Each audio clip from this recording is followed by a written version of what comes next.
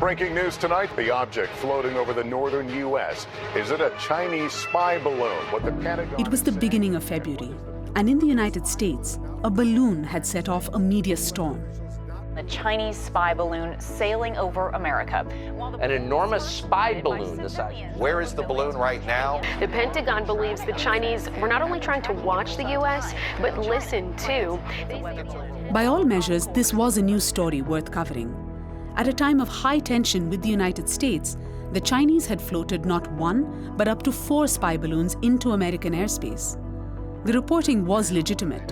The breathlessness and the hysteria were not. Experts say the spy balloon has a future and possibly an ominous one. They say it could be used as a weapons platform. There was a lot of coverage about the spy balloon saga in the United States. You know, by any objective standard, it might not be the most important story about China of the day, but that's what the public pays attention to. In terms of this balloon, are we in danger at present right now? We're in the throes of moral panic about China. We are taking this a challenge, an issue that we should certainly be all very thoughtful about, but blowing it up and inflating it into an existential threat. We're freaking out about a spy balloon. We're falling over one another to see who can just be more sort of vociferously critical. The saga of the spy balloon was a textbook example of how one misadventure by either side in the Sino-American Cold War could be blown out of proportion. The Chinese didn't help matters. 我都是很想问问美方，为什么能看见18000米高空飞行的气球，却对美国俄亥俄州上空的绿蚁系毒蘑菇云视而不见？ Both China and the United States have used spy balloons in the past against each other and many other countries. The February balloons, though, were badly mistimed. At this point, China-U.S. relations are at a low ebb.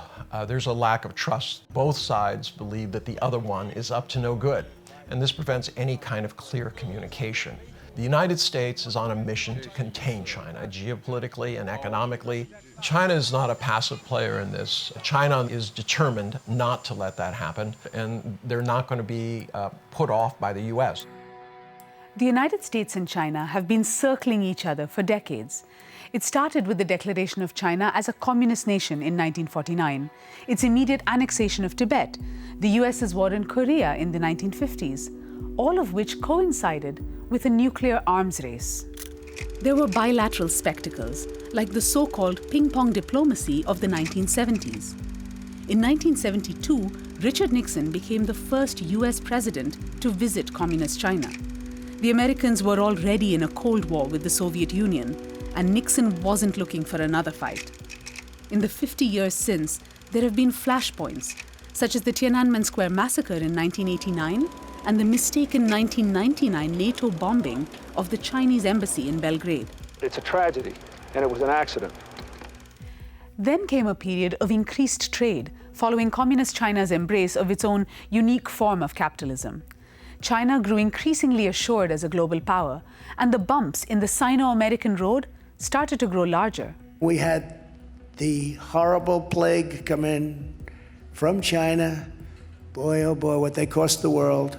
The COVID-19 pandemic saw a decidedly undiplomatic Donald Trump squaring up with a resolutely authoritarian Xi Jinping, and the war of words worsened, with media outlets on each side echoing Washington and Beijing. 美国国内的疫情尚未趋稳，总统特朗普却忙着四处点火。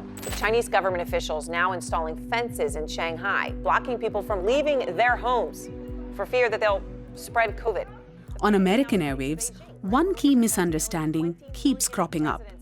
There's this notion that the voice of Xi Jinping controls everything in China, that his imprimatur has to be on everything. And this is nonsense.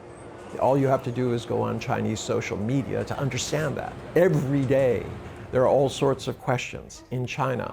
You can express what you want individually on social media. But if you say to people, let's get together and hold them accountable, if you start stirring up what the government considers to be trouble, you're going to be in trouble. I think there's a really predominant idea in the United States, and it's helped along by the American media narrative on China, that it's a one-man state, And before I suggest why that might not be entirely accurate, I think it's important to place the blame pretty squarely on China for this.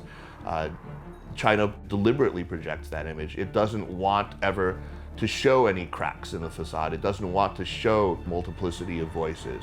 It's not a monolith. It's an enormously complex society with many layers of government, where there are a lot of people who quietly or otherwise have differing views. It's incumbent on us as part of the media to try to understand that. That is easier said than done. Reporting in China is difficult. The official attitude towards foreign media has moved from wariness and caution to outright hostility. The high point of Western media presence in China was during the 2008 Beijing Olympics, when the country went through a period of uncharacteristic openness. Some strong reporting came out at that time, and it energized journalism, both domestic and foreign, from China. Things look very different now.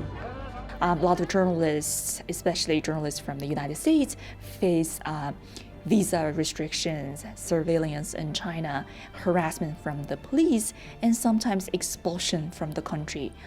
The many US journalists I talk to truly want to understand the country better and tell the story about the country. Unfortunately, even their benign motives are frequently perceived as a threat to the Chinese national security. When journalists go out in the field, they're not met with happiness. I mean, the local authorities show up and they do everything they can to prevent you from getting a story. Why? Are they hiding something? No, they're afraid. Your career in government can be ruined by one bad story. There aren't second chances in China. So you have a situation where on one side there are a lot of negative stories. This has alerted the local officials and they become afraid. So once again, an issue of trust. Given the restrictions on Chinese journalists when it comes to reporting bad news domestically, they have a pretty free hand when it comes to the United States. 整体上呢，应该说是美国政治衰败，美国这个社会治理失灵，那无法有效回应美国普通民众诉求，完全呢被这个特殊利益驱动的这么。Across the domestic state TV network CCTV and the international broadcaster CGTN, there's a distinct hint of Schadenfreude in reporting trouble in the United States. In Chinese state media, the focus is on sort of social issues, gun violence, social disturbance in the United States, drug problems, suicide rates, etc., etc. 在美国，使用改装枪支正在变得越来越普遍。There's also a lot of stories about the United States' double standard when it comes to international affairs, right? What is it about the United States to accuse other countries of violating human rights while there are grave human rights problems in the United States? 我不能呼吸。在美国警察执法记录仪化民中，这样绝望的呼喊一次次传来，暴露了美国种族主义血淋淋的现实。 One of the things that we don't understand about Chinese media is that most of it is also commercially driven. They are after attention, advertising dollars. They're not going to tell the story of ordinary, firemen rescuing kittens in Iowa. They're going to talk about, corrupt politicians, about school shootings, about Black Americans being gunned down by white cops. The Sino-American face-off was a long time coming. An ascendant and aggressive China and a belligerent America have been on a collision course for a while. With each disagreement and each misunderstanding, the opportunities for talking to each other are getting narrower. Instead, the two countries are talking at each other, and often at cross purposes. Thanks for watching. If you'd like to see more media analysis on the US, Taiwan, China, or anywhere across the globe, we have plenty to offer. Just click here.